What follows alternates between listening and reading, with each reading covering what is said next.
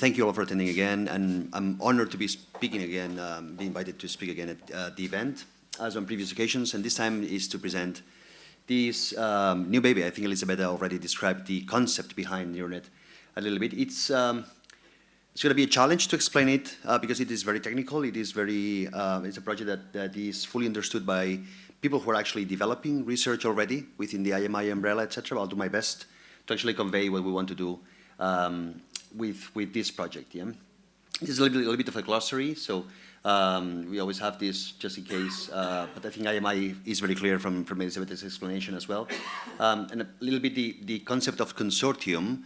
You have to think that every research project that will be presented in the subsequent sessions is actually undertaken by a group of institutions, universities, companies, as Elizabeth described, pharmaceutical companies, small and medium enterprises, NGOs, patient associations, etc.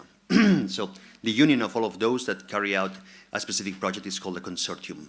So whenever I speak of consortium or consortia, I'm referring to the teams that are actually implementing the different projects within IMI or within Horizon 2020, so European projects in general. So in that context, very succinct description of Neuronet, as Elizabeth described, what we're trying to do is to support and better integrate projects in the IMI Neurodegenerative Disorders portfolio. So every project that is actually centered on neurodegeneration, we try to synergize and enforce collaboration across these different teams so that lessons are learned and synergies are exploited to the max. So it is a little bit of a platform, and you can think of it as, if you like, if IMI would be the national government, and then we have the different neighborhoods, which we maybe the different projects, we're a little bit the mayor of a specific city called neurodegeneration. That would be, it's like a middle layer, and we felt that it was important to have that kind of middle layer to actually exploit the results of the different projects to the max. This is the map that we had to build, actually. I'm not sure everyone is very aware of all of these different initiatives. And this is only a partial view of what happens worldwide in terms of neurodegeneration research, of course. But in terms of specific projects, you have here in the middle, the Neuronet partners. So this is the consortium, the Neuronet consortium, if you like, yeah? The partners that are collaborating in Neuronet as an initiative in itself. You have here a number of projects. These are all the IMI projects that are actually squarely within the neurodegeneration arena. And these are other initiatives that are related somehow to these other projects. These include research programs in themselves, like JPND, the European Brain Council, other types of projects, even worldwide, ADNI, in the US, etc. So we have a global Alzheimer's platform over there, which is also American. So there's a full map, and I'm sure it could be extended in many ways, with more arrows and more acronyms and more logos. But just to keep it to the bare bones, say, this is the map that Neuronet is attacking. And you know, you could argue that each of these initiatives has a specific objectives. They all are devised to actually attack a specific problem. They all have their own timelines. So some of these initiatives last for 1 year, 3 years, indefinitely, 5 years. Yeah, they started at different points in time. Some date back to 10 years ago. Some are extremely recent, last month. So we have a whole map of more or less overlapping timelines. All of them have their own mindset as well. So a specific group of people develops a common understanding about what they want to attack, what they want to do, how they work together. Yeah, all of that is specific to each of the different initiatives. Of course, there's common elements. These are all mostly researchers, after all, be it from industry or academia. But they actually, by just working together, they develop a culture. Yeah, in the same, you could think of each of these projects as a tribe, if you want. Yeah, and you could argue that the history of human evolution is a history of fighting against fragmentation, in a way. Yeah, everyone isolated can do very little. Then you join in tribes, and you join in cities, and then the internet comes. Yeah, and we all become a single tribe of sorts. But this is the history of humanity, in a way. Yeah, they also have their own governance. Each of these projects has its way of making decisions. And that may imply a number of committees, a number of boards, depending on how prone to bureaucracy the project is or the initiative is. They may have a lot of committees, actually, making decisions about what they want to do, what they don't want to do, how resources are distributed, who does what, in essence, yeah? And whether the strategic direction of the initiative is this or that.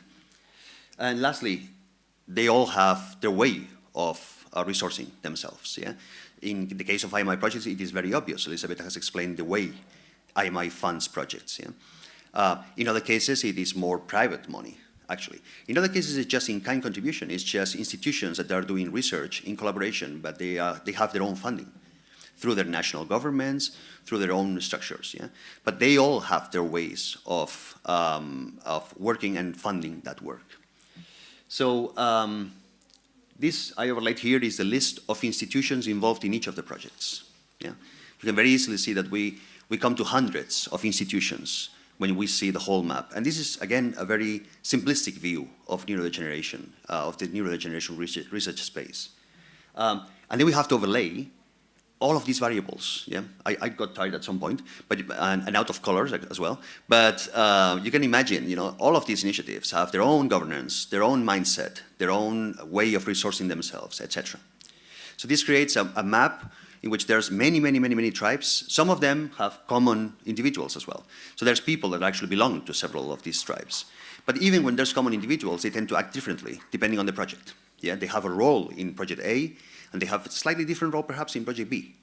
Yeah, and they are context aware. They know that when they're working for project A, their task is a specific one, and when they work for project B, maybe the task is slightly different. So it's not always the same thing. Yeah. So this, is, as you can imagine, is just to depict complexity. And this is the problem we saw, and that we thought Neuronet could help to alleviate. So what are we doing to try to improve on this very complex map? Yeah? This is largely, by the way, this is largely funded by my money, your money. It is public money. And public money doesn't mean that it doesn't belong to anyone. It belongs to all of us. And therefore, we have a responsibility to actually ensure that there's the best use of that public money. Yeah, and of course, private companies also want to make sure that their resources are used in the best way possible. Yeah. So what we thought is that what we needed here was a switchboard. Yeah. You have two options when you're devising, when you're trying to put some order in this chaos. You have two options. You can go for the superstructure, so try to devise a super umbrella that gathers everything. And just by judging by the previous map, you will have already seen that it is pretty much impossible. So you cannot have a super umbrella, you know, worldwide to actually gather all of the neurodegeneration research under one initiative. It would be impossible to manage. It would just be stupid, yeah? So what we try to do is to say, well, you know, why don't we actually connect the different initiatives at critical points? So a kind of switchboard, remember the old telephone switchboards in which people were actually connecting one with the other with a wire? Well, that's the kind of metaphor we want to use. We want to see, look, if we detect that in project A there is a resource that can be reused, in project B there is a need and it could be alleviated or solved with that resource, let's connect them both. Let's make sure that there's a wire and there's electricity going through that wire. That is what Neuronet intends to do. So this is how, in a simplified way, a project plan of one of these initiatives looks like. So you will have here a number of activities and how they're supposed to run a long time. This is called a Gantt chart in project management jargon. So if you put together several Gantt charts of several projects, you may be able to detect here there is a resource that actually is connected to this other resource that is being independently developed in this other project. For example, you could think of ways of managing data. Many of these projects, if not all, are actually dealing with data. How do they set up databases to manage those data? How do they ensure that data flows in the appropriate way? How do they ensure that privacy is respected in all of that? Remember the new regulations, GDPR, etc. So if every of these projects is actually tackling that challenge in isolation, it is very obvious that it is inefficient. Everyone is looking at the same problem from their own little silos. And making the decision that perhaps it's not the optimal one. Not to mention that they are not reusing results from others. They are not just reinventing the wheel in a way. So if there's a common need, then we need those wires. And this is what Neuronet intends to do, to actually set up, if you like, in the end, it can be a circuit board, yeah? So you would have like printed circuits in which you have the lines that clearly show, how the connections are made between the different chips, etc. That's a little bit what we wanted to do.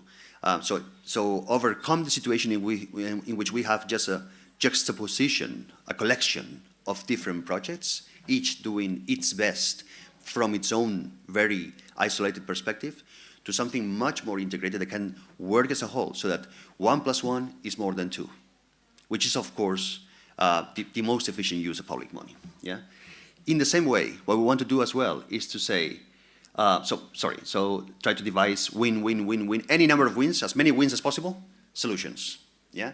It cannot be only just one, because then we would be serving one project. It has to be at least win-win, and then any number of wins. Yeah. So as many projects as possible benefiting from our wiring. And it has to be just in time as well. So it doesn't help that we come up with the perfect reusable solution for every project, so across the whole portfolio, for data management, but it's too late for many of them, because they have already devised their own databases, if you see what I mean. So we have to be acting when it is needed, and with the appropriate solution, trying to help as much as possible projects to not stumble over and over on the same obstacles. And conversely, there's assets in the different projects that have to be reused and connected, but there's also gaps. There's also needs of the projects. I remember when GDPR was approved last year, and the number of questions that were raised by the projects was immense. That was a tsunami indeed, yeah? Because people didn't know exactly how that affected their own project. Am I doing something wrong? What should I do next? Is it illegal? Yeah, so all kinds of questions. If we can tackle those kind of questions, those kind of needs of the projects together at once, then that would also increase efficiency in the use of the funds. So there may be common needs here, and we have to connect those as well, and try to devise guidelines, solutions, templates. It's important that for people that are not involved in research, and I don't know how many of those in the audience are actually not performing research, but you can imagine research from the outside, at least I did when I was not involved, as people continuously developing new knowledge, testing things in a lab, always devising ideas, etc. It's incredible the amount of time that the researcher spends dealing with paperwork and forms and rules and regulations of the institution, their team, anything that is above them, essentially, creates overhead. Why not try to alleviate that as much as possible? Why not try to let them focus on the science, where their added value is, instead of having them spend 6 months deciding whether the software to manage grant applications should be A or B or C? Yeah? And this is the reality nowadays. So if we can detect that one of the projects has already come up with one solution for that, why not expose it as much as possible and let them others reuse it? Yeah. So that when I talk about assets, I'm talking about tools, and you can think of tools. When we talk about tools, you could think of Microsoft Word, if you like. That would be one tool. Yeah, one tool to actually write texts. But in the same way, there's many, many, many, many tools out there that actually help different scientific tasks, etc. We're talking about technologies, yeah, more about machinery, lab equipment, etc., but also infrastructural solutions, yeah, and the internet, middleware, etc. There's methodologies, actually, ways of doing things, expertise as well. Sometimes projects, every consortium is a very defined group of people, and the constitution of that group is a little bit sometimes just due to connections, existing connections between researchers. Someone knows someone that is an expert in this. Someone knows someone that is an expert in that. And in that way, consortia are built. But that doesn't mean that they have the whole knowledge of the world included in every consortium. Every consortium is a snapshot of a specific expertise that is deemed adequate to actually carry out the project. But there may be other experts in other consortia that can help a lot if we can enable, again, these wires, yeah? So that people know that there is a especially good female researcher in another institution that could help with the problem they're facing now. That connection doesn't exist nowadays. It's all by personal knowledge. It's all by people seeing other people presenting at congresses. This is how people get to know each other. Well, let's enforce that people know better the other consortia as well. It could be also assets in terms of data, of course. You know, there's many data sets. There's one of the big problems we're facing in research is that many data sets, after the project has concluded, and it has served the purpose of, for example, publishing a paper or developing the investigation, they just sit on some computer and eventually forgotten. Yeah, it becomes a relic of sorts, if you like. Couldn't we actually leverage those data for another purpose? Because then the next project comes, and they think that they have to recruit again research participants because they want another data set. They want their own data set, right? Everyone wants their own data set. So, you know, perhaps it would be good to actually have a very good knowledge, a very good grasp, and try to avoid that those data sets just simply die out of oblivion, yeah? And other results, of course.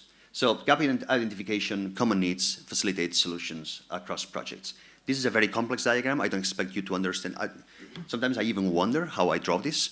But essentially, the concept is Neuronet is devised as, again, you know, the chip in the middle, if you like, that draws the wires. These are the projects that we are serving. Yeah, these are the IMI Neurodegeneration projects, all of those logos that Elizabeth has shown. Right now, we define it as 15 projects, but of course there's other IMI projects that also touch on neurodegeneration or neurodegenerative diseases in some way or another. Yeah, so the scope is a little bit fluid, but so far we have defined 15 core projects that we are serving. And by design, Neuronet has been devised as academically neutral initiative. So we thought that we couldn't have one of the researchers of one of the projects as a lead of Neuronet, because I would immediately introduce bias without wanting it, yeah? Just because everyone is working on a specific area. So if you get a researcher specialized on biomarkers, they would tend to think that biomarker research is the most important thing on earth. And if you get, you know, people that are on informatics and computing solutions, they would tend to think that we need more servers, and etc. Yeah? So we try to make it as neutral as possible so that we have no opinion on what should be done, what is more strategic or less strategic. That's not our role. Our role is to actually gather these projects into what we call a scientific coordination board. And these guys here, we had the second meeting of the scientific coordination board just yesterday in the same venue. These guys are steering the wheel. They should discuss amongst themselves. They should find the synergies, etc. And we should help them implement them. And we do that through working groups that deal with the specific aspects that may be difficult, are typically difficult to tackle on most projects. And whenever there's a synergy, we set up a team, we call task force, a specific team. I don't want more than 3, 4, 5 people working on this. If I get 50 people working on this, this is another consortium. You know, again, there's going to be entropy. So I want a very small team working on making that happen. That is the only objective. After the objective has been achieved, the team vanishes. It's no longer needed. That is the concept of a task force. And of course, we have to relate with other initiatives elsewhere. Yeah. So this is a very long explanation of what I just explained to you. Yeah. We have here the Scientific Coordination Board, Neuronet as the core organism here, thematic working groups, and task forces over there. So in the interest of time, I'll just summarize that. In essence, what we want to do is to have 3 layers. Overall strategy, project leaders gather at the Scientific Coordination Board, experts in the different projects, the geeks, if you like, are gathered in working groups, yeah? Experts on ethics, go to the working group on ethics. Experts on data sharing or data management, go into that working group, etc. So that we avoid also isolation. Some of these aspects, patient engagement is one of them as well. They're very isolated in every project, yeah? There's typically one institution perhaps representing that area. They're very alone, you know, in each of the projects. If they could gather together, we can create a new communication layer, and that may be helpful for everyone. And task forces for targeted effort implementation. So this is a picture I've seen 1,000 times already by now, But essentially, this is the Scientific Coordination Board at the first meeting, clearly more on summertime. And the second picture is not going to be that nice, I can tell you that. But essentially, Scientific Coordination Board is about strategy and priority areas. Yeah? And this is the composition of the Scientific Coordination Board as of today. We're very happy to see that all 15 projects have bought into the idea of Neuronet, and they have appointed a representative to the Scientific Coordination Board. The leaders of the projects are here, and it can be either the pharmaceutical industry or the FPL lead or the academic lead. We left that to the projects, yeah? So they nominated these people for the Scientific Coordination Board. In terms of the working groups, I already explained, we have devised 4 seminal working groups, thinking about the areas where most of the projects have problems, have issues. Yeah? One of them is data sharing and reuse. Again, the notion that data sets should not be too owned by anyone, and that we should enforce data sharing as much as possible across projects, across institutions, in the framework of, Elisabetta mentioned, as part of the IMI mission, open innovation, open science. So we think that data sharing is one of the problems that most of the projects will actually, and actually that's a reality, have problems with. The second is interaction with regulatory authorities. Again, what is the ultimate objective? Get therapeutic options to people with diseases as soon as possible. So for that, you need to, of course, one of the main things you have to do. I didn't want to say obstacles. Well, one of the main parts of the process is to actually get regulatory approval, etc. So connection with health and knowledge assessment agencies, with regulatory authorities, with payers is of paramount importance if we want to get the benefit, the ultimate benefit of each of these projects to the patient. Privacy and ethics, very important one, I already mentioned that. This is a constant concern in many of the projects, and something that cannot just be disregarded with one report or another report. It's more of a continuum that should infiltrate every research activity. We should always be ethical aware, if you like, in every activity. And finally, sustainability. One of the biggest problems of each of these projects is, what do they do when the project finishes? Ideally, in an ideal world, when the project finishes, the result of the project would be completely self-contained, immediately exploitable in the market. Well, that's not how research works, unfortunately. Sometimes the results are partially developed, sometimes results are promising, sometimes we get really good tools, really good assets from the project, but they are not obviously united, etc. So the problem of sustainability is, how do you actually take those assets? First, gauge what the assets are. What is the value in those assets? Second, how to deliver that value to the appropriate stakeholders. How can you take one result and exploit it to the max and make it available to the interested stakeholders? Third, why should anyone pay for that in the long run? What is the incentive? What is the benefit of the asset? Because, you know, one researcher can say, this is great, you know, this is the greatest thing since sliced bread, because I draw these diagrams and I come up with these biomarkers, and, you know, all of these results are very positive. Well, that's a long way from the ultimate benefit. You still need someone to actually take that result, adopt it, enforce uptaking it, etc. You know, so there's a number of things you have to do, and this is all the issues that surround what we call sustainability in general, which means, how do we create resources to actually prolong or extend that research and take it to the level in which it can be actually implemented for maximum benefit. So there you go. A working group on sustainability was needed as well. So that essentially we avoid that the projects just finish, results are published, but then they're just forgotten. There's simply too much investment going on in these projects to just let them die like that. Yeah. And finally, of course, we have our, Chris is here. Chris is the master of everything that relates to how we present ourselves to the outside world. So, you know, Twitter accounts, I don't know if we whatever we have all kinds of things, yeah, in terms of modern things that I don't understand because I'm too old. But you do, which is we're fortunate about that. So we have our website, of course, we have our Twitter account, and we're trying to explain the whole Neuronet initiative. Again, this is a very technical, middle layer kind of initiative, but I think it is very important. One of the results of Neuronet, for example, is that we were able to devise these sessions as part of the Alzheimer's Europe conference. I think it is very important that people with dementia are actually aware of what's going on in terms of research in Europe. They have a good perspective of all of the different efforts that are going on. And after seeing all those efforts in the next sessions, just be sure that there's also Neuronet vigilant that all of these initiatives are not isolated and they are connected for ultimate maximum benefit. So thank you.